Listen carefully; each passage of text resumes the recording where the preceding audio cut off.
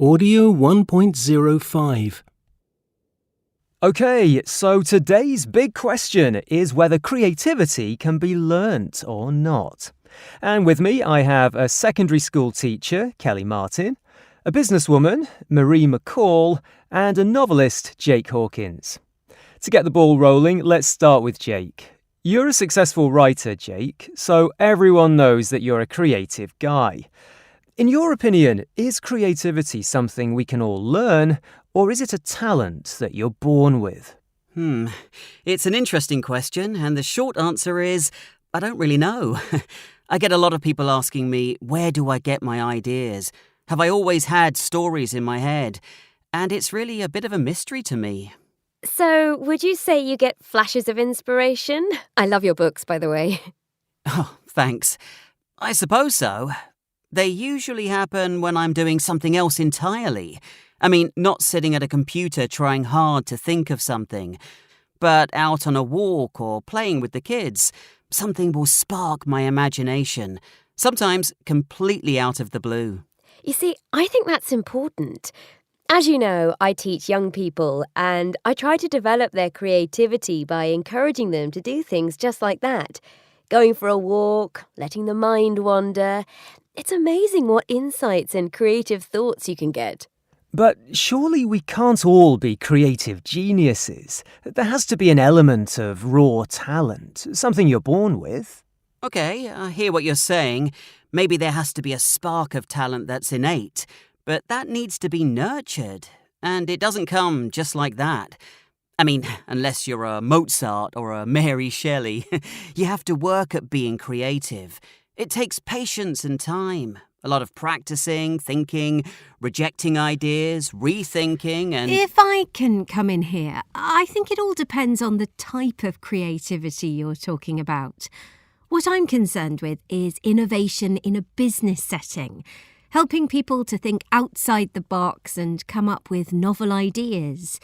And for me, that means having experience and being versatile, open to new things and so on. Agreed.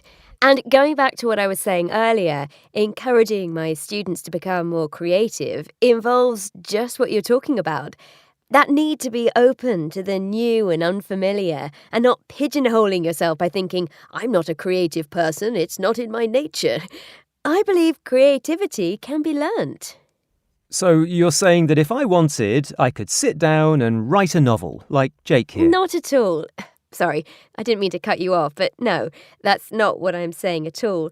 I'm talking about learning to be a better writer and become a more creative thinker. Not becoming a creative genius. I'd say... Absolutely, you've hit the nail on the head. I don't think anyone is saying that we can all be another Jake. Sorry, Kelly, you were saying... No worries.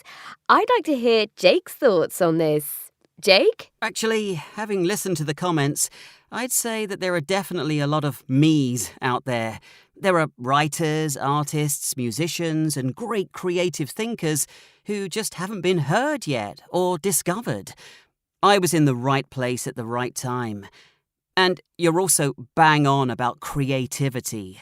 My talent, what there is geared towards writing, coming up with storylines, fleshing them out, connecting with readers. But put me in a business meeting and I'd freeze. My mind doesn't think that way. Come on, Jake, don't downplay your talent here. You're wired to think outside the box.